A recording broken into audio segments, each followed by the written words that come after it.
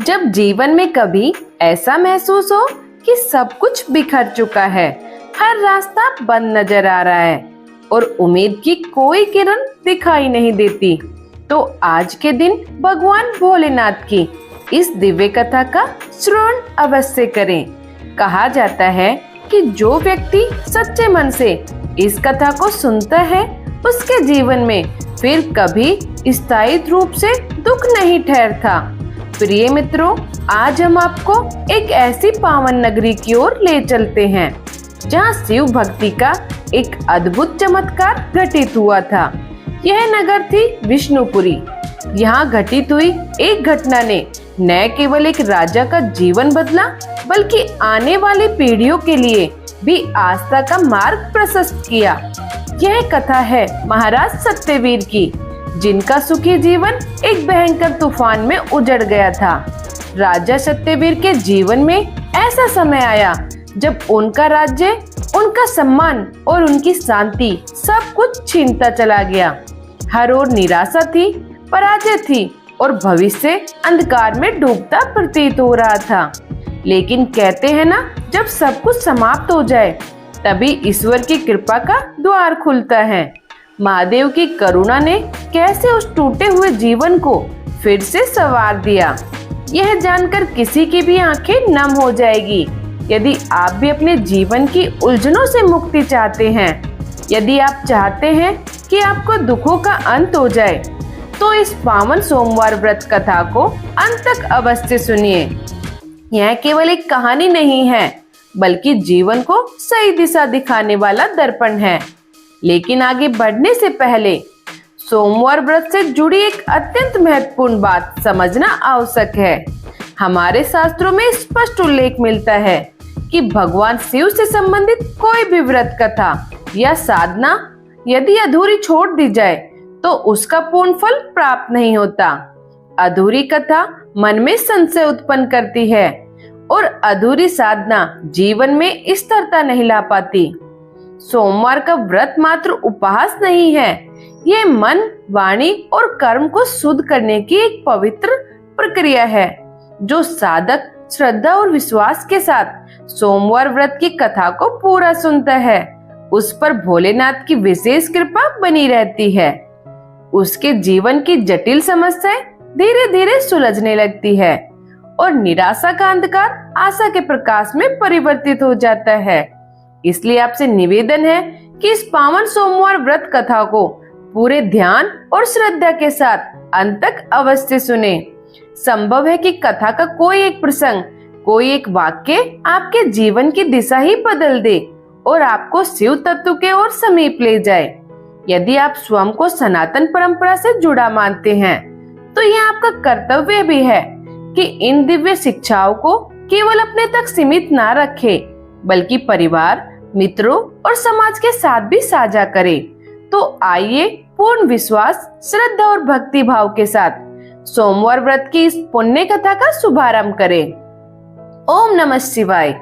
भारतवर्ष की पावन भूमि पर एक पवित्र नदी के तट पर एक सुंदर और समृद्ध नगर बसा हुआ था, जिसका नाम था विष्णुपुरी। यद्यपि नगर का नाम भगवान विष्णु से जुड़ा था, लेकिन वहाँ के कण कण में भगवान भोलेनाथ की उपस्थिति अनुभव की जाती थी। वातावरण में हर समय ओम नमः शिवाय की गूंज सुनाई देती थी। इसी विष्णुपुरी पर शासन करते थे धर्मपरायण और न्यायप्रिय राजा सत्यवीर। महाराज सत्यवीर ऐसे शासक थे जिनके लिए धर्म केवल आस्था नहीं, बल्कि जीवन का आधार था। न्याय उनका शस्त्र था और करुणा उनकी सबसे बड़ी शक्ति।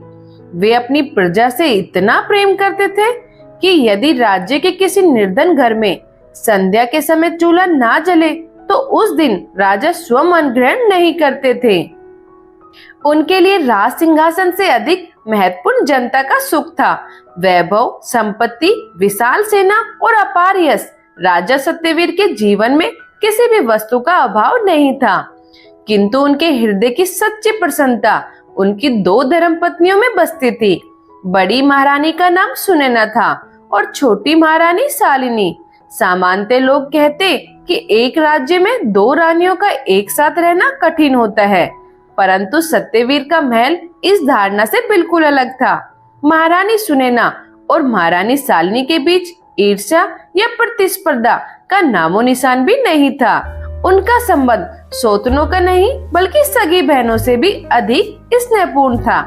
सुनैना स्वभाव से गंभीर, संयमी और वात्सल्य से परिपूर्ण थी, जबकि सालनी चंचल, सरल और सदैव मुस्कान बिखरने वाली थी। सालनी के मन में सुनैना के लिए अपार श्रद्धा थी। वो उन्हें केवल बड़ी रानी नहीं बल्कि अपनी माता के समान मानती थी। प्रातः काल उठते ही वह सबसे पहले सुनैना के चरणों में शीश नहाती और रात्रि में उनसे बात किए बिना उसे नींद नहीं आती थी। विष्णुपुरी के लोग इन दोनों रानियों के प्रेम को उदाहरण स्वरूप देखते थे और कहते थे कि यदि सच्चा त्याग और स्नेह सीखना हो तो राजमहल की ओर देखो। परंतु कहा जाता है कि उजाले के बीच भी कहीं न कहीं अंधकार छिपा रहता है। इस शांत और पवित्र वातावरण में भी एक ऐसी छाया थी जो धीरे धीरे अपना प्रभाव बढ़ा रही थी। वो थी महारानी सालनी की विशेष दासी कनक। नाम भले ही सोने जैसा था, पर उसका मन कठोर और स्वार्थ से भरा हुआ था। कनक बचपन से ही सालनी के साथ थी और इसी कारण सालनी उस पर अत्यधिक विश्वास करती थी। लेकिन कनक के हृदय में जलन की अग्नि सदा सुलगती रहती थी। उसे यह स्वीकार नहीं था कि उसकी स्वामिनी सालनी सुनैना को इतना मान सम्मान क्यों देती है। कनक की इच्छा थी कि सारा अधिकार केवल छोटी रानी के हाथ में ही हो, ताकि परोक्ष रूप से वही महल की सत्ता चला सके। एक समय की बात है, सावन का पवित्र महीना चल रहा था। महाराज सत्यवीर भगवान शिव के दर्शन कर लौटे थे। अपने साथ एक अत्यंत दुर्लभ और अलौकिक कंगन लेकर आए थे, जो रत्नों से जड़ा हुआ था और जिसकी आभा ऐसी थी मानो आकाश के तारे उसमें समा गए हों। राजा सीधे महारानी सुनैना के कक्ष में पहुँचे, जहाँ उस समय महारानी सालनी भी उपस्थित थी। राजा ने वह कंगन निकालकर प्रेम पूर्वक सुनैना की ओर बढ़ाया और कहा कि यह विशेष रूप से उनके लिए लाया गया है, क्योंकि यह उनकी कलाई की शोभा बढ़ाएगा। सुनैना ने कंगन हाथ में लिया। उसकी चमक से पूरा कक्ष प्रकाशमान हो उठा, परंतु उन्होंने ना तो उसे पहनने का प्रयास किया और ना ही अपनी कलाई से लगाया। मुस्कुराते हुए उन्होंने वह कंगन सालनी की ओर बढ़ा दिया और कहा कि यह आभूषण उनकी छोटी बहन पर अधिक सुंदर लगेगा। आप यह कंगन सालनी को ही पहनाइए। महारानी सुनैना के मुख से निकले यह सब सुनकर महाराज सत्यवीर का हृदय प्रसन्नता से भर उठा। वे मंद मुस्कान के साथ बोले, सुनैना, तुम्हारी यही त्याग मुझे सबसे अधिक प्रिय है। यह कहकर महाराज ने स्वयं अपने हाथों से वह कंगन सालनी की कलाई में सजा दिया। कंगन पहनते ही सालनी आनंद से झूम उठी। उसकी आंखों में भी चमक आ गई। उसने तुरंत सुनैना के चरण स्पर्श किए और भावुक स्वर में बोली, दीदी, आप सचमुच संसार की सबसे अच्छी दीदी हैं। यह कंगन मुझे बहुत प्रिय है।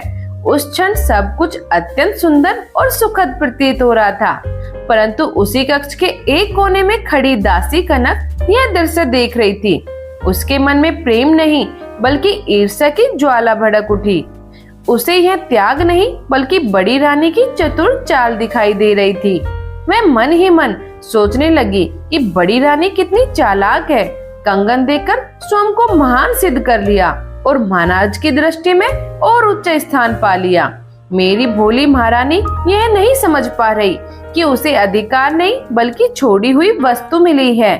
संध्या समय जब महारानी सालनी अपने कक्ष में अकेली थी और बार बार उस कंगन को निहार रही थी, तभी कनक वहां पहुंची। उसने जानबूझकर उदासी का आवरण ओढ़ लिया।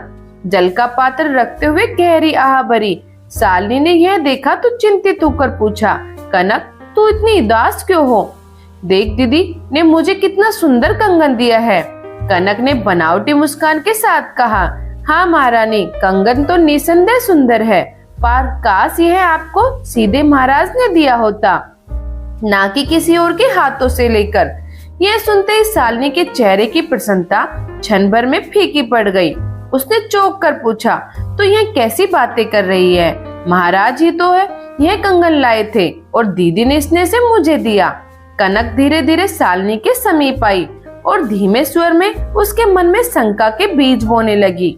वह बोली, मेरी भोली महारानी, आप अभी महल की राजनीति नहीं समझती। जरा सोचिए, महाराज सबसे पहले किसके कक्ष में गए थे? आपके पास नहीं, वे बड़ी महारानी के पास गए थे। उनकी पहली पसंद वही थी। जब उन्होंने कंगन नहीं पहना तब वह आपके हिस्से आया।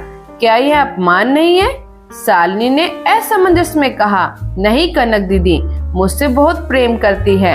उन्होंने स्वयं कहा कि यह कंगन मुझ पर अधिक शोभा देगा। तब कनक ने अपना स्वर और गंभीर कर लिया। वह बोली, महारानी, प्रेम और सत्ता में बहुत अंतर होता है। बड़ी रानी अत्यंत समझदार है।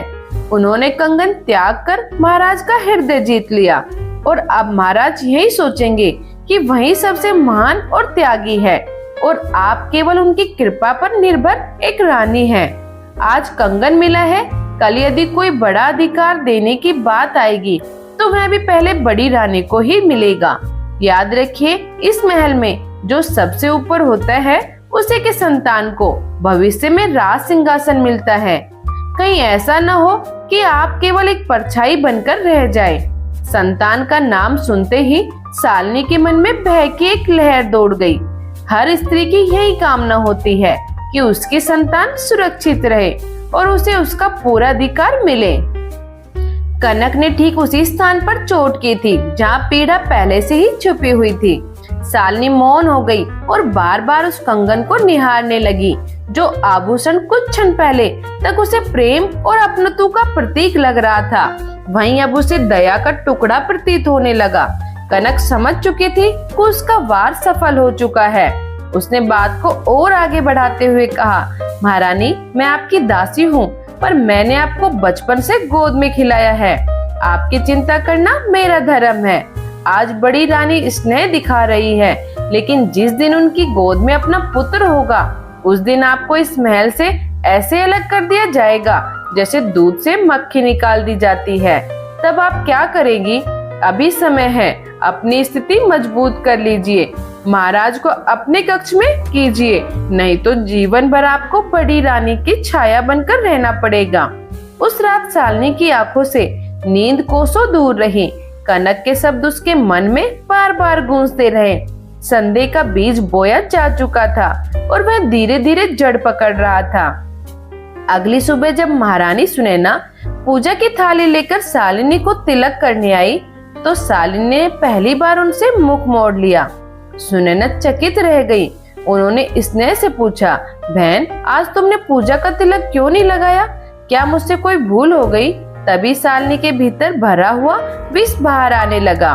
बिना उनकी ओर देखे मैं कठोर स्वर में बोली, कुछ नहीं दीदी, बस आज मन नहीं है। और फिर आप तो बड़ी महारानी हैं, आपको मेरी चिंता करने की आवश्यकता क्यों? आप अपनी पूजा कीजिए और मुझे अकेला छोड़ दीजिए। सुनैना को अपने कानों पर विश्वास नहीं हुआ। जिसकी आवाज कभी ऊंची नहीं सुनी थी, वहीं आज कटु वचनों से उन्हें आहत कर रही थी। उनकी आंखों में आंसू झलक आए। उन्होंने कहा, शालिनी, यह तुम क्या कर रही हो? मैंने तो कभी तुम्हें अपने से अलग नहीं माना। यदि किसी ने कुछ कहा है तो मुझे बताओ। शालिनी ने झटके से उत्तर दिया, किसी ने कुछ नहीं कहा, बस अब मुझे समझ आ गया कि इस महल में मेरी हैसियत क्या है। मैं आपकी छोटी हुई चीजों पर या आपकी कृपा पर जीने नहीं आई हूँ। इतना कहकर मैं अपने कक्ष में चली गई और द्वार बंद कर लिया। सुनैना बाहर खड़ी रोती रही। उन्हें समझ ही नहीं आ रहा था कि अचानक सब कुछ कैसे बदल गया। थोड़ी दूरी पर खड़ी कनक यह दृश्य देख रही थी। उसके चेहरे पर कुटिल संतोष की मुस्कान थी। उसकी साजिश रंग ला रही थी। विष्णुपुरी के उस पवित्र महल में अब कल का बीज अंकुरित हो चुका था। दिन बीतते गए और शालिनी का व्यवहार और भी कठोर होता चला गया। वो अब महाराज सत्यवीर से भी दूरी रखने लगी थी। हर शब्द में उसे अपेक्षा का भाव दिखाई देने लगा। महाराज अत्यंत व्यथित थे। उन्होंने कई बार शालिनी को समझाने का प्रयास किया, लेकिन संदेह की पंक्ति उसकी आंखों पर कस चुकी थी। इसी बीच एक महत्वपूर्ण समाचार आया। राज्य के राजपुरोहित ने घोषणा की कि महाराज के कुल में शीघ्र एक तेजस्वी पुत्र का जन्म होने वाला है। पूरे राज्य में हर्ष का वातावरण छा गया। यह समाचार शालिनी के हृदय में भय बनकर उतर गया। कनक ने अवसर देकर फिर आग में घी डाल दिया। वो शालिनी के पास आई और बोली, महारानी, आपने सुना पुत्र जन्म लेने वाला है। यदि वह पुत्र बड़ी रानी सुनैना की कोख से हुआ तो समझ ली सब समाप्त। वही भविष्य का राजा बनेगा और तब आप और आपकी संतान उसके अधीन रह जाएंगी। अब तुम्हें यह सुनिश्चित करना होगा कि वह पुत्र तुम्हारी ही कोख से जन्म ले या फिर बड़ी रानी कभी मातृत्व का सुख ना पा सके। यह सुनते ही शालिनी बाई से कांप उठी। उसने घबराकर कहा, कनक, तू कैसी बातें कर रही है? मैं इतना बड़ा पाप करने की कल्पना भी कैसे कर सकती हूँ? कनक ने कठोर स्वर में उत्तर दिया, तब तो जीवन भर दासी बनकर रहने को तैयार रहिए। धर्म और अधर्म की बातें वही करते हैं जो कमजोर होते हैं। राज सत्ता पाने के लिए साम दाम दंड भेद सब जायज होते हैं। मेरे पास एक उपाय है। जंगल में एक अघोरी साधक रहता है। उसके पास ही ऐसी भस्म है जिसे यदि बड़ी रानी के भोजन में मिला दिया जाए तो वह अस्वस्थ हो जाएगी और कभी मान नहीं बन पाएगी। यही एक मार्ग है जिससे महाराज की पूरी तरह आपके हो सकते हैं। ईर्ष्या और भय ने शालिनी की विवेक बुद्धि को ढक लिया था। उसके भीतर का सही गलत का बोध छिन पड़ चुका था। कांपते हाथों से उसने मौन सहमति दे दी। वो अमावस्या की अंधेरी रात थी जब विष्णुपुरी के महल में एक ऐसा षड्यंत्र आकार ले रहा था जो रिश्तों की मर्यादा को चकनाचूर कर देने वाला था। कनक जो जलन की आग में जल रही थी, उस तांत्रिक अघोरी से विषैली भस्म लेकर लौट आई। उसने छोटी रानी के हाथों में वह छोटी सी पुड़िया थमा दी। शालिनी के हाथ थरथरा रहे थे, हृदय तेजी से धड़क रहा था। वो केवल एक रानी या पत्नी नहीं थी, वह सुनैना की छोटी बहन के समान थी। आज उसी बहन के लिए उसके हाथों में विनाश छिपा था। डरते हुए शालिनी बोली, कनक, मेरे हाथ नहीं उठते। दीदी ने मुझे माँ की तरह स्नेह दिया है। जब मैं बीमार पड़ती थी वे रात रात भर मेरे पास जागती रही। मैं उन्हें ये कैसे दे दूं? नहीं, यह मुझसे नहीं होगा। राजपाट के लिए मैं इतना नीचे नहीं गिर सकती। उसकी आंखों से आंसू बह निकले। भीतर का इंसान अभी भी उसे रोक रहा था, पर कनक अब करुणा से परे जा चुकी थी। उसने शालिनी के कंधे पर हाथ रखकर सख्ती से कहा, आंसुओं से राज नहीं चलते। आज यदि तुम पीछे हटी तो कल तब बड़ी रानी का पुत्र राजा बनेगा और तुम्हें अपमानित कर महल से निकाल देगा। तब यही आंसू किसी काम के नहीं आएंगे। याद रखो, यह विष नहीं, तुम्हारे भविष्य की सुरक्षा है। बस एक बार यह खीर उन्हें खिला दो, फिर देखना कैसे सत्ता तुम्हारे कदमों में होगी। कनक की बातों ने शालिनी को दुर्बल मन का डगमगा दिया। भय और लालच ने स्नेह को पराजित कर दिया। उसने आंसू पोंछे, गहरी सांस ली और उस भस्म को खीर के कटोरे में मिला दिया। देखने में वो खीर जितनी स्वादिष्ट थी, भीतर से उतनी ही घातक बन चुकी थी। अगली सुबह जब सूर्य की पहली किरणें महल पर पड़ी, बड़ी रानी सुनैना अपने कक्ष में पूजा में लीन थी। उन्होंने भगवान शिव की आरती कर सबके कल्याण की प्रार्थना की। तभी शालिनी के हाथों में खीर का कटोरा लिए वहां पहुंची। उसके चेहरे पर बनावटी मुस्कान थी, पर आंखों में अनजाना भय झलक रहा था। सुनैना शालिनी को देखा तो उनके चेहरे पर प्रसन्नता फैल गई। बीते दिनों की दूरी के बाद आज उसे अपने सामने पाकर उनका मन खिल उठा। सुनैना अपनी पूजा की थाली एक ओर रख दी और तुरंत उठकर शालिनी के पास आ गई। स्नेह से उसे अपने पास खींचते हुए बोली, शालिनी, मेरी बहन, तुम आ गई। मुझे विश्वास था कि तुम मुझसे अधिक समय तक रूठी नहीं रह सकती। आओ, पास बैठो। उन्होंने बड़े अपनत्व से शालिनी का हाथ थाम लिया। उस स्पर्श में ऐसी ममता थी कि शालिनी का हृदय एक क्षण के लिए कांप उठा। उसे लगा मानो धरती फट जाए और वह उसी में समा जाए। कांपती हुई आवाज में शालिनी बोली, दीदी, मैंने आपके लिए अपने हाथों से खीर बनाई है। सोचा शायद इससे आपका मन प्रसन्न हो जाए और आप मुझे क्षमा कर दे। सुनैना की आंखें भर आई। उन्होंने स्नेह से कहा, पगली, क्या कभी बड़ी बहन अपनी छोटी बहन से नाराज रहती है? और तुमने स्वयं मेरे लिए खीर बनाई, यह तो मेरे लिए अमृत के समान है। लाओ मुझे अपने हाथों से खिलाओ।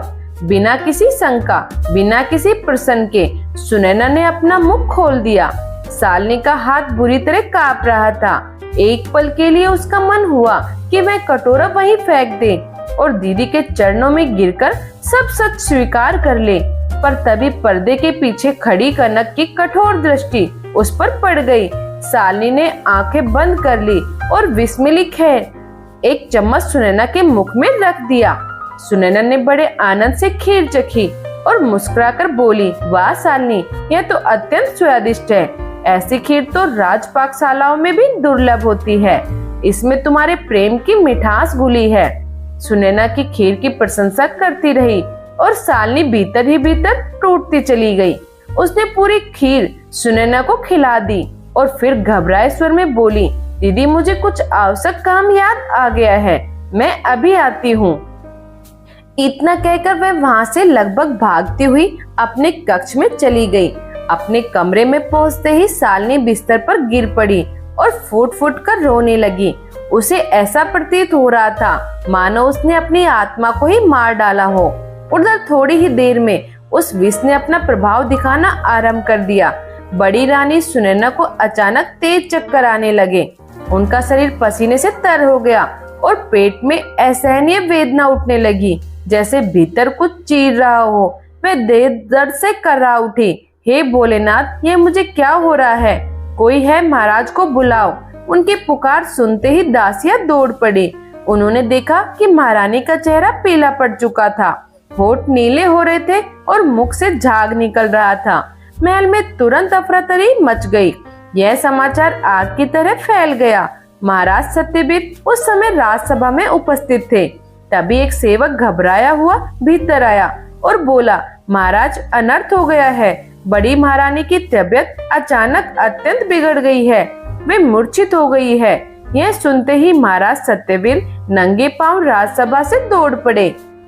जब वे सुनैना के कक्ष में पहुंचे तो दृश्य देखकर उनका हृदय कांप उठा। जो पत्नी कुछ ही समय पहले मुस्कुरा रही थी, वह अब सैया पर अचेत पड़ी थी और उसकी सांसें उखड़ रही थी। महाराज ने रोते हुए सुनैना का सिर अपनी गोद में लिया और पुकार उठे, सुनैना, आंखें खोलो, तुम्हें क्या हो गया है? उसी क्षण राज्य के श्रेष्ठ राजवैद्य को बुलाया गया। राजवैद्य ने महारानी की नाड़ी देखी, नेत्रों की जांच की और गंभीरता से सिर हिलाया। महाराज ने व्याकुल होकर पूछा, वैद्यराज, मेरी रानी को क्या हुआ है? क्या वे स्वस्थ हो जाएगी? राजवैद्य ने भारी स्वर में उत्तर दिया, महाराज, यह साधारण व्याधि नहीं है। यह विष धीरे धीरे महारानी के प्राणों को छीन कर रहा है। मैं औषधिया से उन्हें बचाने का हर संभव प्रयास कर रहा हूँ, पर अब उनका जीवन केवल भगवान भोलेनाथ की कृपा पर टिका है। यह कहते हुए राजवैद्य की वाणी भरा गई। विष का नाम सुनते ही महाराज सत्यवीर अवाक रह गए। वे व्याकुल होकर बोले, पर मेरे महल में मेरी रानी को विष कौन दे सकता है? यहाँ तो सभी उनसे प्रेम करते हैं। उनका मन यह स्वीकार ही नहीं कर पा रहा था कि कक्ष में कोने में खड़ी शालिनी यह सब देख रही थी। महाराज की आंखों में आंसू और दीदी की दयनीय दशा देखकर उसका हृदय विदीर्ण हो रहा था, पर अब वह कुछ भी बदल नहीं सकती थी। वो स्वयं इस पाप की श्रृंखला का हिस्सा बन चुकी थी। तभी कनक उसके समीप आई और फुसफुसाकर बोली, घबराइए मत महारानी, कुछ ही दिन शेष है, फिर सब कुछ आपका होगा। बस अपने चेहरे पर शोक का आवरण बनाए रखिए, नहीं तो भेद खुल जाएगा। दिन पर दिन बीतते गए, किंतु सुनैना की स्थिति में कोई सुधार नहीं आया। वे अचेतावस्था में चली गई, ना बोल पाती ना सुन पाती, मानो प्राण रहते हुए भी जीवन उनसे दूर हो गया हो। महाराज सत्यवीर ने अंजन त्याग दिया। वे दिन रात सुनैना के सिराने बैठे रहते और भोलेनाथ से प्रार्थना करते रहते। राजमहल की रौनक शोक में बदल चुकी थी। इसी शोक के बीच कनक और शालिनी की योजना का अगला चरण आरंभ हुआ। कनक ने कहा, महारानी, महाराज पूरी तरह टूट चुके हैं, यही समय है उन्हें संभालने का। अब आप ही उनकी एकमात्र आशा है। उनके पास जाइए, उन्हें ढाढ़स दीजिए और धीरे धीरे उनका सहारा बन जाइए। शालिनी ने वैसा ही किया। वह महाराज के पास बैठती, उन्हें भोजन करने का आग्रह करती और बनावटी करुणा दिखाती। महाराज सत्यवीर को लगने लगा कि इस दुख की घड़ी में सालनी ही उनका सल है। वह यह नहीं जान पाए कि जिसे वे सहारा समझ रहे हैं उसी के हाथों उनकी दुनिया उजड़ी थी। समय आगे बढ़ा और एक दिन वही समाचार आया जिसकी कनक को प्रतीक्षा थी। राजवैद्य ने बताया कि बड़ी रानी सुनैना अब संभवतः कभी मातृत्व का सुख प्राप्त नहीं कर पाएगी। विष का प्रभाव उनके गर्भाशय तक पहुंच चुका है। यह सुनते ही महाराज पर वज्रपात हुआ। वंश वृद्धि का उनका स्वप्न चकनाचूर हो गया। कनक ने इस अवसर को भांपकर राजपुरोहितों और मंत्रियों के बीच यह बात फैलानी शुरू कर दी कि राज्य का उत्तराधिकारी चाहिए और बड़ी रानी अब असक्षम है, इसलिए अब सारी आशाएं छोटी रानी सालनी से जुड़ी है। धीरे धीरे दबाव बढ़ा और अंततः वही हुआ जिसकी कनक ने योजना रची थी। राज्य की भलाई के नाम पर महाराज सत्यवीर ने भारी मन से सालनी की ओर अपना ध्यान मोड़ा। कुछ समय पश्चात सालनी गर्भवती हुई। पूरे राज्य में उत्सव का वातावरण बन गया। महाराज भी प्रसन्न हुए, पर उनकी खुशी अधूरी थी क्योंकि उनकी प्रिय सुनैना अब भी मृत्यु शैया पर थी। 9 मास पूर्ण होने पर सालनी ने एक सुंदर पुत्र को जन्म दिया, किंतु उसके जन्म के साथ ही एक विचित्र घटना घटी। जैसे ही शिशु का पहला रुदन गूंजा, महल के बाहर खड़ा एक पुराना विशाल वृक्ष अचानक धराशायी हो गया और तेज आंधी चलने लगी। राजपुरोहित ने इसे अशुभ संकेत माना, पर कनक ने बात को वहीं दबा दिया। बालक का नाम विक्रांत रखा गया। उसके जन्म के साथ ही सालनी को हैसियत महल में सबसे ऊपर पहुंच गई। अब वहीं सर्वे सर्वाणी मानी जाने लगी। दासी कनक को मुख्य परिचारिका का पद मिला और उसके भीतर का अहंकार आकाश छूने लगा। उसने एक एक कर पुराने निष्ठावान सेवकों को हटाना शुरू कर दिया और अपने स्वार्थी तथा चापलूस लोगों को महल में भर लिया। उधर बड़ी रानी सुनैना को राजमहल के एक पुराने और उपेक्षित कक्ष में भेज दिया गया। उनकी सेवा के लिए केवल एक वृद्ध दासी रखी गई जिसका नाम कावेरी था। कावेरी सच्चे मन से शिव भक्त थी और बड़ी रानी की दुर्दशा देखकर उसका हृदय करुणा से भर जाता था। वह दिन रात उनकी सेवा करती और भोलेनाथ से उनकी रक्षा की प्रार्थना करती। पाप का घड़ा अब धीरे धीरे भरता जा रहा था। सालनी ने भले ही राज सिंहासन का स्थान पा लिया था, पर उसके मन की शांति सदा के लिए छिन चुकी थी। जब भी वह अपने पुत्र विक्रांत को देखती, उसे सुनैना का मौन दर्द उसकी आंखों में झलकता हुआ प्रतीत होता। हर क्षण उसे यह भय सताता कि कहीं उसके किए कर्म एक दिन उसके बेटे के सामने प्रकट न हो जाए। एक रात सालनी ने एक भयावह सपना देखा। उसने देखा कि भगवान शिव का त्रिशूल उसके पुत्र की ओर बढ़ रहा है और आकाश में एक गंभीर स्वर गूंज रहा है, न्याय होगा, अवश्य होगा। वो घबराकर पसीने से भीगी हुई जाग उठी। उसे आभास हो गया कि ईश्वर की दृष्टि से कुछ भी नहीं छिपा होता, लेकिन अब लौटने का मार्ग बंद हो चुका था। जो बीज उसने बोया था अब वही पीड़ा बनकर उसे चुभने वाला था। समय अपनी गति से बहता रहा। जैसे नदी कभी रुकती नहीं, वैसे ही विष्णुपुरी का समय भी आगे बढ़ता गया। किंतु राजमहल के भीतर मानो समय थम गया था। जहाँ कभी हंसी और उत्सव गूंजते थे, वहाँ अब एक अजीब सी निस्तब्धता पसरी रहती थी। पाप की नींव पर खड़ा कोई भी भवन सुख का आश्रय नहीं बन सकता। यह सत्य अब धीरे धीरे सामने आने लगा था। 10 वर्ष बीत चुके थे। इन वर्षों में बहुत कुछ बदल गया था।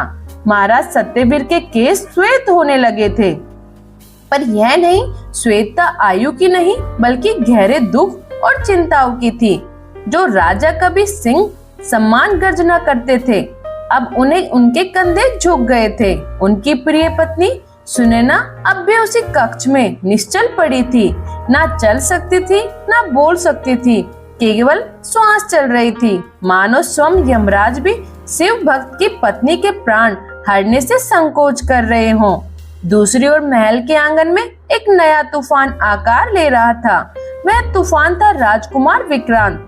10 वर्ष की आयु में ही वह अत्यंत सुंदर और तेजस्वी दिखाई देता था, ठीक अपने पिता महाराज सत्यवीर की भांति। किंतु उसका स्वभाव पूरी तरह भिन्न था। जहाँ महाराज धर्म और करुणा के प्रतीक थे, वहीं विक्रांत के भीतर क्रूरता और अहंकार घर कर चुका था। इस परिवर्तन की जड़ कोई और नहीं बल्कि वही कनक थी, जिससे उसे बचपन से अपनी गोद में पाला था। वह बालकाई से ही विक्रांत के मन में विष घोलना शुरू कर दिया था। मैं उसे बार बार समझाती, राजकुमार आप इस राज्य का भविष्य है, पूरी दुनिया आपके चरणों की धूल है, जो आपकी आज्ञा ना माने उसे कुचल देना ही राजा का कर्तव्य है। दया और करुणा कमजोरों के लिए होती है, शासकों के लिए नहीं। राजमहल के उद्यान में राजकुमार विक्रांत अपने साथियों के साथ खेल में मगन था। उसी समय बगीचे में एक अत्यंत सुंदर मोर अपने पंख फैलाकर नृत्य कर रहा था। मोर को देखते ही विक्रांत की आंखों में एक अजीब सी चमक उभर आई, लेकिन वो चमक आनंद की नहीं बल्कि निर्दय उत्सुकता की थी। उसने बिना सोचे समझे अपना धनुष उठा लिया और लक्ष्य साधने लगा। पास ही खड़ी एक दासी यह दृश्य देखकर घबरा गई। उसने कांपती आवाज में विनती की, नन्हे राजकुमार ऐसा अनर्थ मत कीजिए, यह मोर भगवान कार्तिकेय का वाहन माना जाता है, इसे मारना भारी पाप होगा। दासी की बात सुनकर विक्रांत ने उसकी ओर देखा। उसकी आंखों में बाल सुलभ कोमलता नहीं बल्कि भयावह कठोरता झलक रही थी। वो हंसते हुए बोला, पाप, मैं राजकुमार हूँ, मेरे लिए कुछ भी पाप नहीं, मुझे रोकने वाला तू कौन होती है? और इससे पहले कि कोई कुछ कर पाता, उसने प्रत्यंचा खींचकर तीर छोड़ दिया। तीर सीधे मोर की गर्दन में जा धंसा। वो निरीह पक्षी तड़पता हुआ वहीं गिर पड़ा और कुछ ही क्षणों में शांत हो गया। विक्रांत और उसके मित्र ठाके लगाकर हंसने लगे। वो गर्व से बोला, देखा मेरा निशाना कितना सटीक है। उसी समय यह कोलाहल सुनकर रानी शालिनी वहां पहुंच गई। जैसे ही उसकी दृष्टि मृत मोर और हंसते हुए विक्रांत पर पड़ी, उनका हृदय कांप उठा। उन्होंने विक्रांत का हाथ पकड़कर कठोर स्वर में कहा, ये तुमने क्या किया? एक निर्दोष प्राणी की हत्या कर दी। क्या तुम्हारे मन में भी दया नाम की कोई चीज नहीं बची? फिर बोली, अभी चलो अपने पिता से क्षमा मांगो। विक्रांत ने झटके से अपना हाथ छुड़ा लिया और शालिनी की आंखों में आंखें डालकर बोला, मैं किसी से माफी नहीं मांगूंगा। कनक मौसी कहती है कि राजा कभी झुकता नहीं, राजा तो केवल दंड देता है। और आप मुझे डांटने वाली कौन होती है? पिताजी तो हमेशा बीमार पड़ी माँ के पास रहते हैं, उन्हें मेरी परवाह ही कहाँ है। अपने पुत्र के मुख से ऐसे शब्द सुनकर शालिनी जैसे पत्थर ही हो गई। उसे लगा मानो किसी ने उसके भीतर कुछ तोड़ दिया हो। ये वही वाक्य थे जो कनक ने विक्रांत के मन में भर दिए थे। उसी क्षण शालिनी को यह कड़वा सच समझ आ गया कि वह अपना पुत्र खो चुकी है। जिस बेटे के लिए उसने अपनी बहन समान सुनैना को बेच दिया था, वही बेटा आज उसके हाथ से फिसल चुका था। वह कनक के इशारों पर नाचने वाली कठपुतली बन गया था। शालिनी की आंखों में आंसू बहने लगे। उसे प्रतीत हुआ कि उसके कर्मों का दंड मिलना आरंभ हो गया है। उसने एक ऐसे बीज को जन्म दिया जो आगे चलकर विष्णुपुरी के लिए विनाश का कारण बनेगा। इसी समय महल के एक दूसरे सिरे पर स्थित अंधकार में कक्ष में महाराज सत्यवीर बैठे थे। वहाँ सूर्य की किरणें भी मुश्किल से पहुँचती थी। उनके सामने सैया पर रानी सुनैना निश्चल पड़ी थी। 10 वर्ष बीत चुके थे। उनका शरीर दुर्बल हो गया था, पर चेहरे पर अद्भुत शांति विराजमान थी। लोग कहते थे कि राजा अपना विवेक खो चुके हैं। एक अचेत स्त्री से कौन संवाद करता है? किंतु सत्यवीर के लिए वही कक्ष, वही सैया और वही मौन उनकी पूरी दुनिया था। उन्होंने सुनैना का ठंडा हाथ अपने हाथों में लिया और भरे गले से बोला, सुनैना, आज पूरे 10 वर्ष हो गए हैं, तुम मुझसे अब भी कुछ क्यों नहीं कहती? क्या मुझसे कोई भूल हो गई? देख रही हो ना हमारा राज्य किस दिशा में जा रहा है। मुझे विक्रांत की बहुत चिंता सताती है। उसके स्वभाव के लक्षण अच्छे नहीं दिखाई देते। काश तुम स्वस्थ होती तो उसे सही संस्कार दे पाती। शालिनी जाने क्यों उसे संभाल नहीं पा रही। उठो सुनैना, मुझे तुम्हारी बहुत आवश्यकता है। इतना कहकर महाराज सत्यवीर की आंखों से 2 आंसू बह निकले जो सीधे सुनैना के गालों पर जा गिरे। उसी क्षण कक्ष का द्वार खुला और बूढ़ी दासी कावेरी भीतर आई। उसके हाथों में भगवान शिव का प्रसाद और ताजा बेलपत्र थे। बीते 10 वर्षों से वही एकमात्र दासी थी जो निस्वार्थ भाव से बड़ी रानी की सेवा में लगी थी। उसके मन में अटूट विश्वास था कि भोलेनाथ एक दिन अवश्य करुणा दिखाएंगे। राजा को अश्रुपूरित आंखों से देखते ही कावेरी का हृदय भी भर आया। उसने विनम्र स्वभाव में कहा, महाराज धैर्य रखें, महादेव सब देख रहे हैं। यदि महारानी की सांसें अब भी चल रही है तो निश्चित ही ईश्वर ने उन्हें किसी विशेष उद्देश्य के लिए रोका है। राजा ने अपने आंसू पोंछते हुए, कावेरी मेरा धैर्य टूटता जा रहा है। लगता है मेरे ही पूर्व जन्म के पाप हैं, जिनका दंड मेरी रानी भुगत रही है। न जाने किसकी बुरी नजर हमारे हंसते खेलते परिवार को लग गई। कावेरी मन ही मन बहुत कुछ समझती थी। उसे आभास था कि यह साधारण रोग बल्कि कोई गहरा षड्यंत्र है, परंतु बिना प्रमाण में कुछ कह नहीं सकती थी। अब महल में कनक का प्रभाव था। यदि उसने मुंह खोला तो उसका जीवन खतरे में पड़ सकता था और फिर महारानी की सेवा करने वाला कोई न बचेगा। इसलिए उसने मौन रहकर सेवा को ही अपना धर्म मान लिया। कावेरी ने बेलपत्र सुनैना के मस्तक पर रखा और उसके कान के पास धीरे धीरे ओम नमः शिवाय का जाप करने लगी। यह उसका प्रतिदिन का नियम था। उसी दिन संध्या समय राजसभा का आयोजन हुआ। प्रजा की समस्याओं के कारण महाराज सत्यवीर को दरबार में उपस्थित होना पड़ा। सभा में राजकुमार विक्रांत भी मौजूद था। उसके बैठने का ढंग अत्यंत अभद्र था। वह सिंहासन पर इस प्रकार फैला बैठा था मानो किसी को उसका डर नहीं हो। तभी एक निर्धन किसान रोता बिखरता हुआ दरबार में आया। उसने करुण स्वर में कहा, महाराज न्याय दीजिए। आपके सैनिकों ने मेरे खेतों में घोड़े दौड़ाए, मेरी पूरी फसल नष्ट हो गई। साल भर की मेहनत मिट्टी में मिल गई। मेरे बच्चों के पास खाने को कुछ नहीं बचेगा। महाराज सत्यवीर ने गंभीरता से उसकी बात सुनी और आदेश दिया, यह घोर अन्याय है। किसान को साई कोष से उचित मुआवजा दिया जाए और जिन सैनिकों ने यह कृत्य किया उन्हें दंडित किया जाए। इतने में विक्रांत अचानक खड़ा हो गया और ऊंचे स्वर में बोला, रुकिए पिताजी, आप ये क्या कर रहे हैं? एक साधारण किसान के लिए आप अपने ही सैनिकों को सजा देंगे? सैनिक तो राज्य की शक्ति होते हैं। अगर उन्होंने खेत में घोड़े दौड़ा दिए तो क्या हुआ? सारी भूमि तो राजा की ही है। इस किसान को एक भी मुद्रा नहीं मिलनी चाहिए, बल्कि इसे कोड़े मारकर बाहर निकाल देना चाहिए ताकि कोई और दोबारा शिकायत करने की हिम्मत ना करे। पूरा दरबार स्तब्ध रह गया।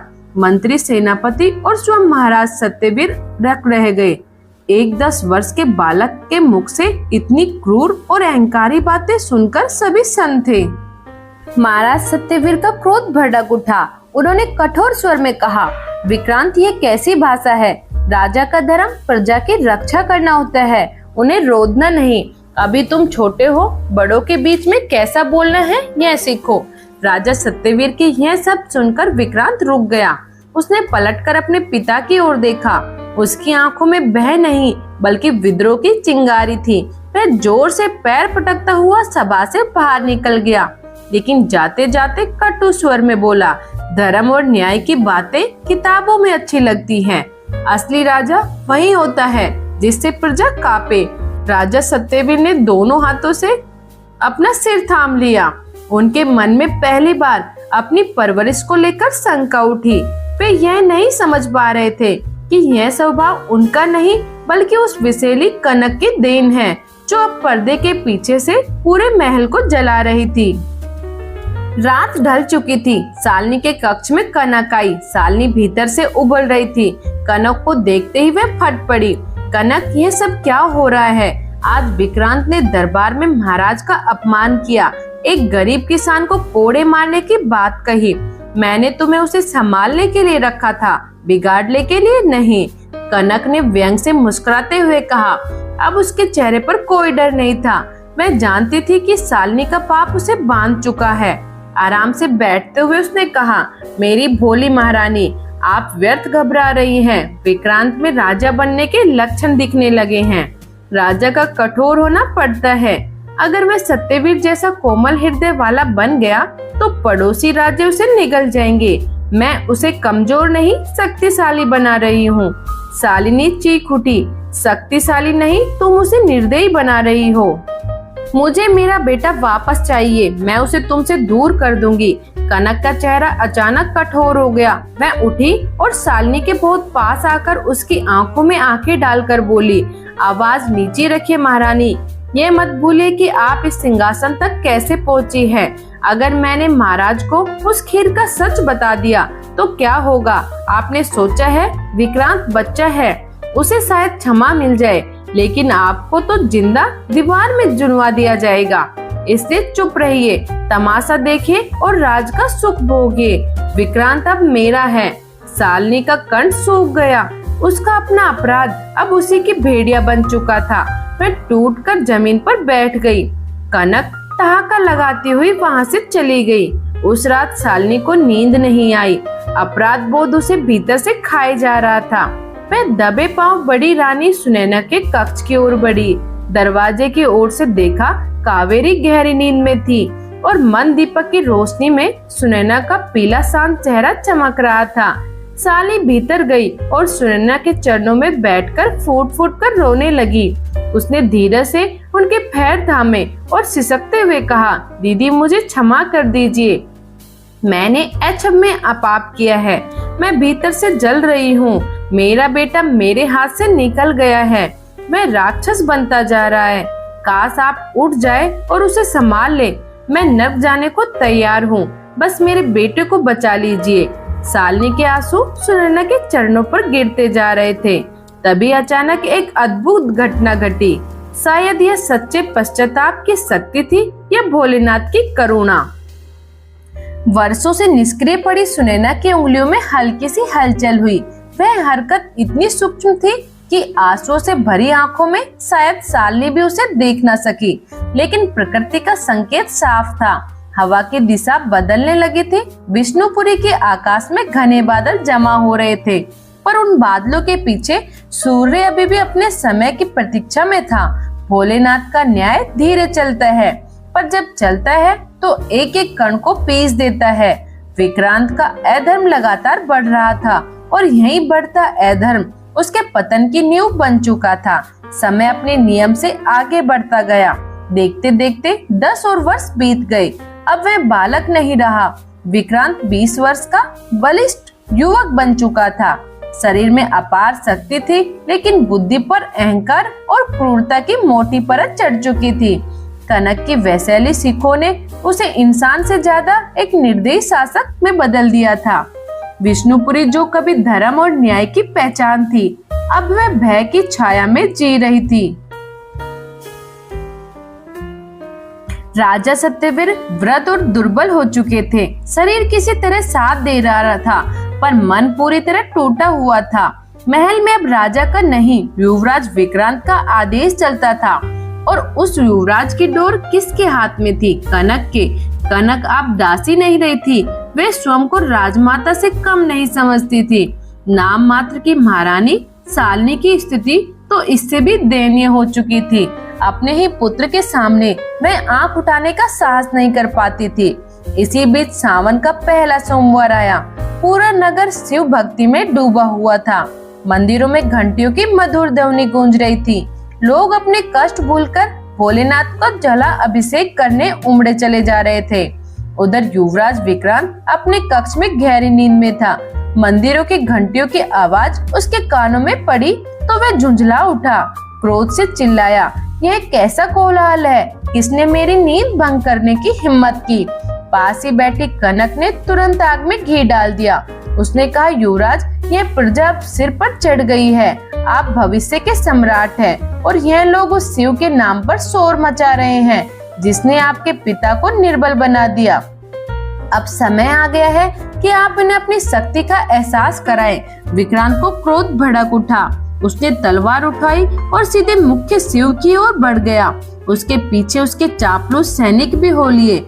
मंदिर में अपार भीड़ थी। स्त्री, वृद्ध, बच्चे सब शांति से पंक्तियों में खड़े होकर शिवलिंग पर जल अर्पित कर रहे थे। तभी घोड़ों की थापों की आवाज गूंजी और विक्रांत वहां आ पहुंचा। घोड़े से उतरते ही उसने मंदिर के द्वार पर एक जोरदार लात मारी, यह सब तुरंत बंद करो। उसकी गर्जना सुनकर पूरा परिसर सिहर उठा। भजन रुक गए, शंख और घंटियां शांत हो गई। एक भयानक सन्नाटा छा गया। तभी मंदिर के मुख्य पुजारी, जो कभी राजा सतवीर के गुरु रहे थे, आगे आए।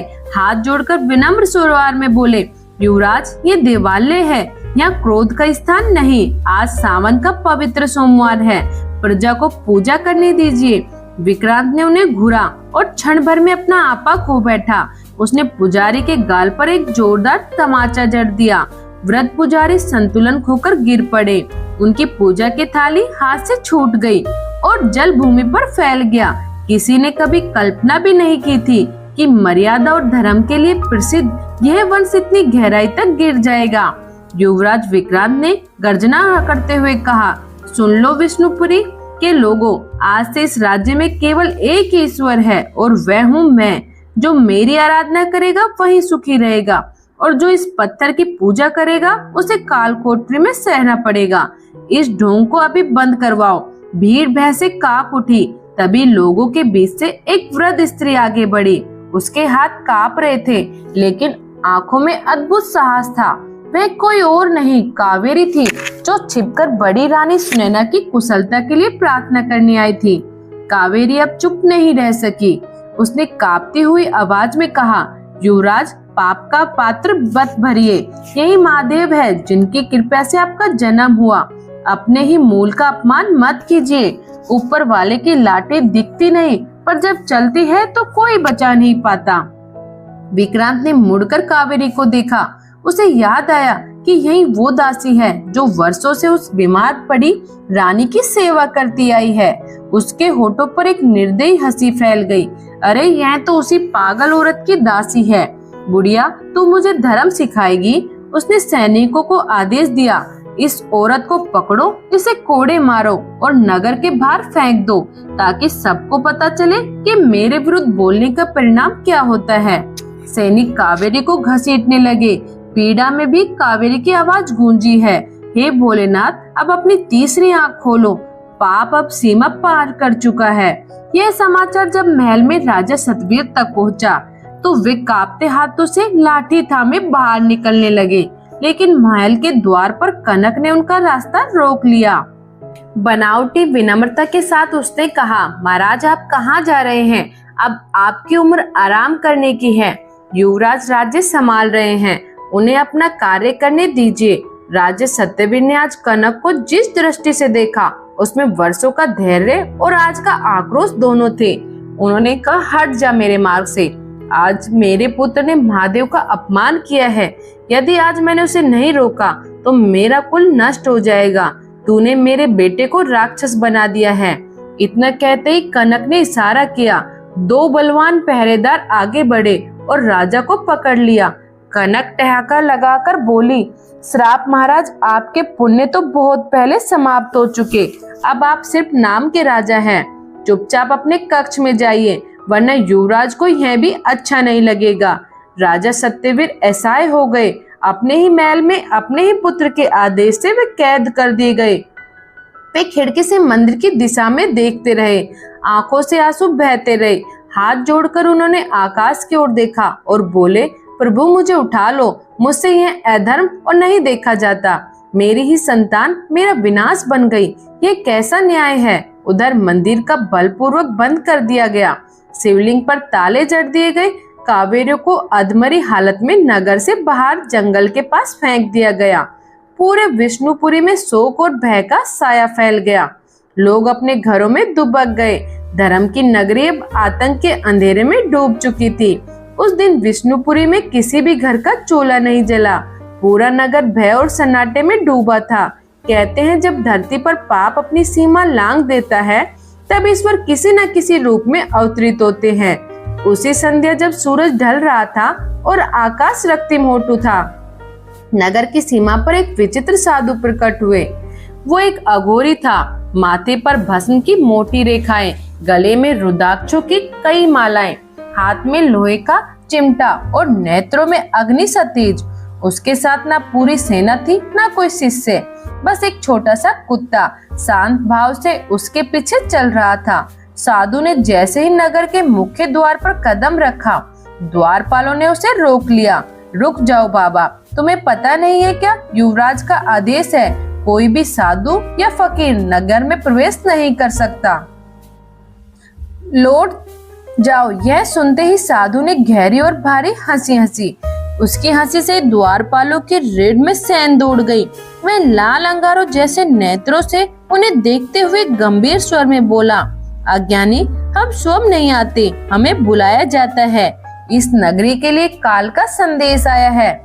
जाकर अपने युवराज से कह देना, शिव का एक गण द्वार पर खड़ा है, यदि सामर्थ्य है तो रोक कर दिखाए।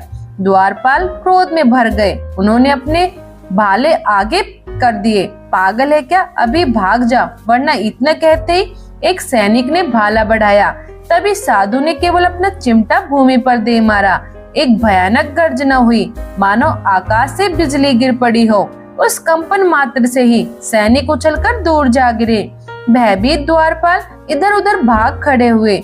अब कोई रोक नहीं सका। साधु शांत कदमों से नगर के भीतर प्रवेश कर गया। चलते समय उसके मुख से केवल एक ही नाद निकल रहा था, बम बम भोले, बम बम भोले। लोग खिड़कियों और दरवाजों की ओर से उसे देखने लगे। हर मन में वही प्रश्न था, यह कौन है? क्या यह उद्धार के लिए आया है या यह भी युवराज का एक खोप का शिकार बनेगा? चलते चलते साधु राजमहल के ठीक सामने स्थिति चौराहे पर रुका। वहीं उसने भूमि पर आसन लगाया, अपनी धनी रमाई और आंखें मूंद कर ध्यानस्थ हो गया। यह समाचार पवन वेग से महल तक पहुंचा। उसी समय कनक और विक्रांत भोजन कर रहे थे। एक सैनिक हाँफता हुआ भीतर आया और बोला, युवराज, अनर्थ हो गया, एक भयानक अघोरी नगर में घुस आया है। उसने हमारे सैनिकों को बिना स्पर्श किए गिरा दिया।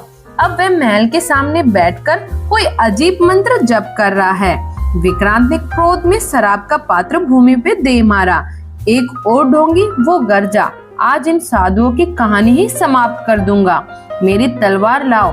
पास खड़ी सालनी ने घबरा कर कहा, बेटा मत जाओ, साधी संतों का अपमान शुभ नहीं होता, जो हो गया सो हो गया और पाप मत बढ़ाओ। विक्रांत ने उसे झटके में धक्का दे दिया। सालनी भूमि पर गिर पड़ी। माँ चुप रहो, आज मैं उस साधु का सिर काटकर चौराहे पर लटकाऊंगा, ताकि भविष्य में कोई भगवाधारी मेरी नगरी की ओर देखने का साहस भी न करे। क्रोध से भरा विक्रांत नंगी तलवार लेकर महल से बाहर निकल पड़ा। उसके पीछे पूरी सेना थी। ऊपर महल की छत से कनक भी यह तमाशा देखने खड़ी हो गई।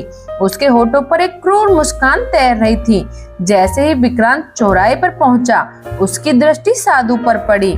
साधु ध्यान मगन अवस्था में आंखें मूंद में बैठा था और उसके चारों ओर एक रहस्यमय आभा फैल रही थी। परंतु विक्रांत का अहंकार उस दिव्य दृश्य को देखने नहीं दे रहा था। वो गर्जना करते हुए बोला, ए ढोंगी, आंखें खोल, देख तेरे सामने तेरा अंत खड़ा है। किसके आदेश से तूने मेरी नगरी में कदम रखा है? साधु ने धीरे धीरे नेत्र खोले। उन आंखों में ऐसा गहन वैराग्य था कि विक्रांत का हृदय क्षण भर को कांप उठा। शांत किंतु गंभीर स्वर में साधु बोला, वत्स, हम आज्ञा नहीं मांगते, भिक्षा मांगते हैं, और आज हम तेरे अहंकार की भिक्षा लेने आए हैं। इसे त्याग दे, नहीं तो यही घमंड तुझे भस्म कर देगा। विक्रांत उपहास में हंस पड़ा, मेरा घमंड, तू मेरे सामने भीख मांग रहा है? उसने तलवार उठाते हुए कहा, ले मैं तुझे भिक्षा देता हूँ, मृत्यु की भिक्षा। ये कहते ही वह पूरी शक्ति से साधु पर झपटा। तलवार सीधे उसकी गर्दन की ओर बढ़ी। महल की खिड़की से यह दृश्य देख रहे राजा सत्यवीर ने भय से आंखें मूंद ली। उनके मुख से केवल यही निकला, हे महादेव, इस अनर्थ को रोक लो। और तभी एक अद्भुत घटना घटी। जैसे ही तलवार साधु के समीप पहुंची, साधु ने ना हाथ उठाया न कोई मंत्र पढ़ा। उसकी जटाओं से अचानक एक काला नाग फुफकाराता हुआ निकला और तलवार से लिपट गया। विक्रांत के हाथ से हथियार छूट गया और वह घबराकर पीछे हट गया। साधु अपने आसन से उठ खड़ा हुआ। उसका व्यक्तित्व अब पहले से कहीं अधिक विराट प्रतीत हो रहा था। गंभीर स्वर में उसने कहा, विक्रांत, तूने शिव के द्वार का अपमान किया है, तूने एक जननी का तिरस्कार किया है। अब तेरा पाप पूर्ण हो चुका है। स्मरण रखना, आज से 7वें दिन अमावस्या की रात्रि को तेरे अहंकार का अंत होगा। तब तक जो कर सके कर ले, यह शिव का निर्णय है। इतना कहकर साधु ने अपनी झोली से भस्म निकाली और आकाश में उछाल दी। चारों ओर धुएं का घना बादल छा गया। जब धुआं छटा तो वहाँ न साधु था, न कुत्ता, न धनी, सब कुछ विलीन हो चुका था। विक्रांत पसीने से तर खड़ा था।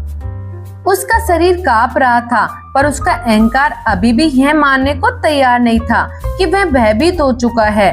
वो चिल्लाया, यह सब छल है, जादू है, उसे ढूंढो, धरती के नीचे से भी निकाल लाओ, मैं उसे जीवित जला दूंगा। सैनिक नगर पल भर में दौड़े, पर साधु कहीं कोई संकेत नहीं मिला। महल में कनक के चेहरा भी पहली बार भय से पीला पड़ गया।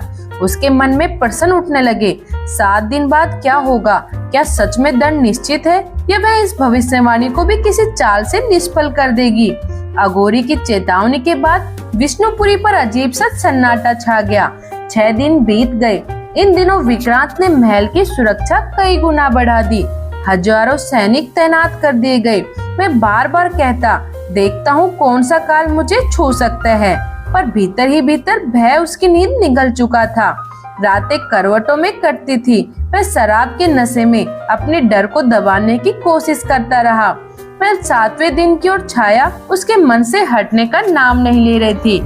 उसके और कनक भी भीतर ही भीतर घबरा चुकी थी। पहली बार उसे आभास हुआ कि शायद अब उसके षड्यंत्रों का अंत निकटतम है।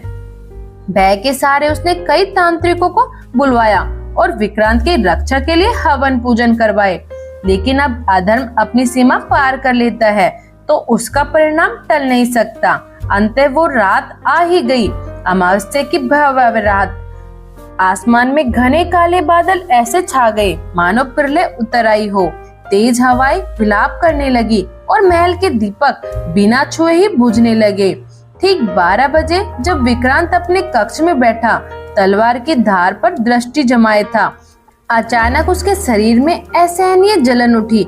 ऐसा प्रतीत हुआ मानो उसकी नसों में आग दौड़ रही हो। माँ मुझे बचाओ! वो चीखते हुए भूमि पर गिर पड़ा। उसकी पुकार सुनकर शालिनी और कनक दौड़ती हुई भीतर आई।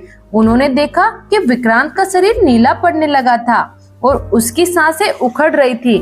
राजवैद्य को बुलाया गया, पर कोई औषधि काम नहीं आई। विक्रांत तड़प रहा था। माँ बहुत पीड़ा हो रही है। वो करा उठा। वो साधु वो सच कह गया था, मुझे बचा लो। अपने पुत्र को इस अवस्था में देख शालिनी का धैर्य टूट गया। वह समझ चुकी थी कि यह कोई साधारण रोग नहीं बल्कि कर्मों का दंड है। वह रोती ही विक्रांत के पास बैठ गई और विलाप करने लगी, यह सब मेरी वजह से है, मेरे पाप का फल है यह। कनक ने उसे चुप कराने का प्रयास किया।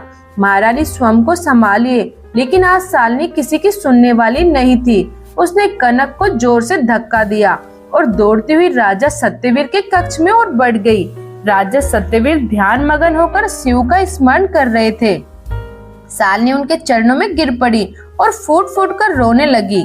महाराज मुझे क्षमा कर दो, मैं अपराधी हूँ, मैंने इस परिवार को नष्ट कर दिया।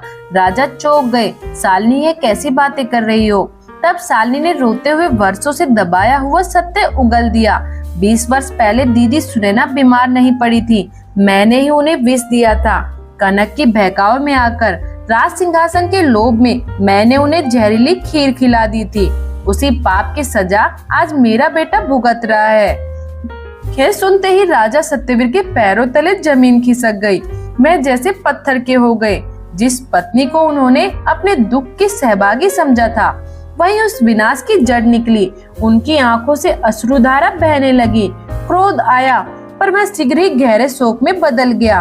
लड़खड़ाते हुए खड़े होकर उन्होंने कहा, तुमने सुनैना के साथ यह किया, मैं तो तुम्हें पुत्री समान मानती थी। यह कहते हुए राजा सत्यवीर उस अंधेरे कक्ष की ओर दौड़ पड़े, जब वर्षों से रानी सुनैना चेतनाहीन अवस्था में पड़ी थी। शालिनी भी विलाप करती हुई उनके पीछे चली। कक्ष में बूढ़ी दासी कावेरी अब भी दीपक के पास बैठी ओम नमः शिवाय का जाप कर रही थी। राजा सत्यवीर सुनैना के पलंग के पास घुटनों के बल बैठ गए और बच्चों की तरह रो पड़े।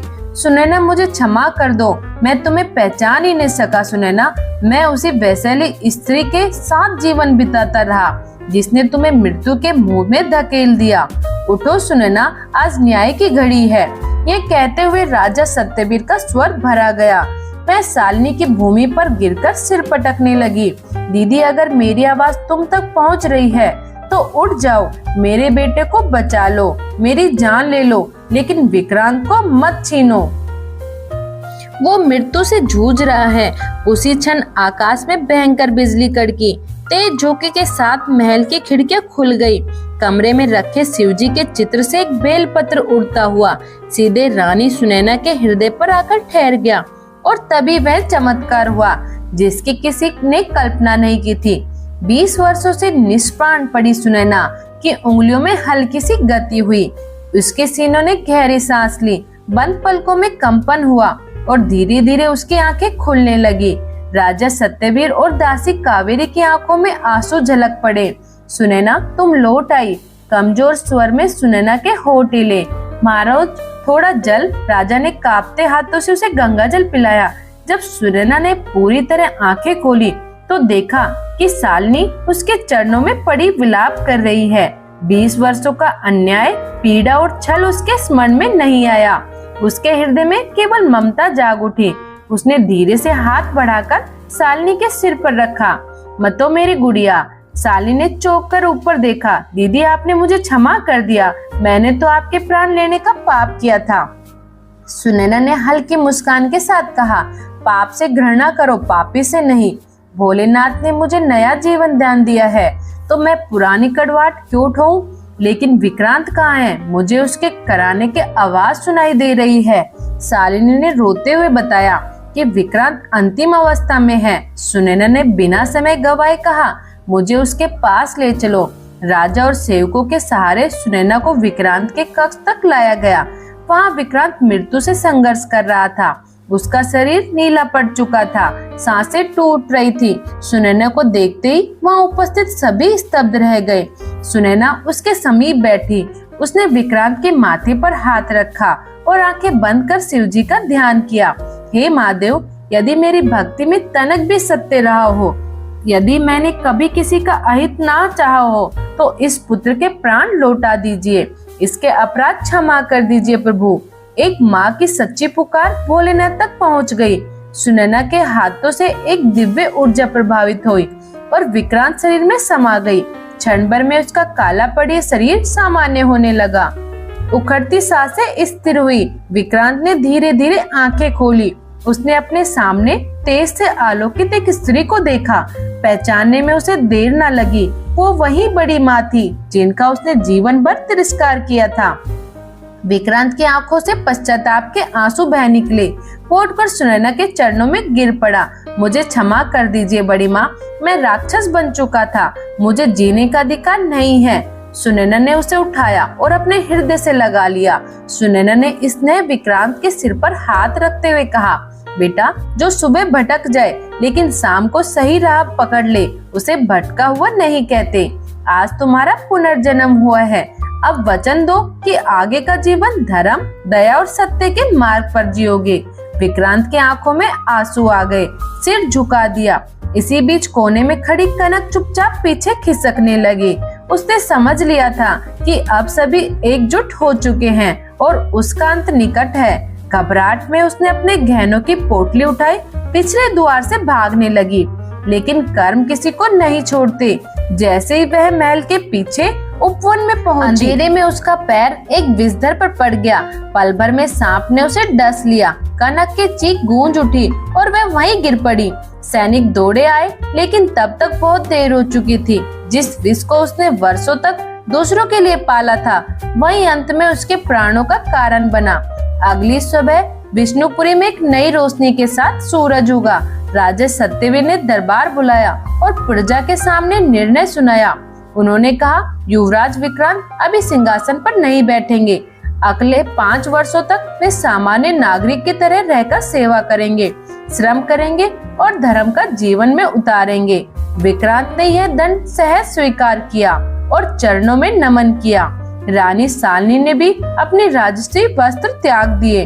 उसने साधारण सेविका का जीवन अपनाते हुए कहा, अब मेरा शेष जीवन दीदी और महादेव की सेवा में समर्पित रहेगा।